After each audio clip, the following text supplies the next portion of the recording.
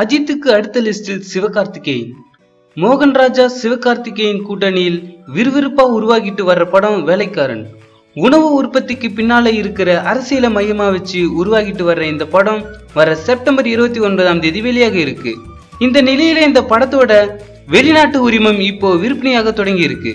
முதல் கட்டமா இந்த படத்தோட கல்ஃப், சிங்கப்பூர் மற்றும் USA உரிமம் மிக பெரிய தொகைக்கு விற்பனையாகி இருக்கிறதா படக்குழு அறிவிச்சிருக்காங்க.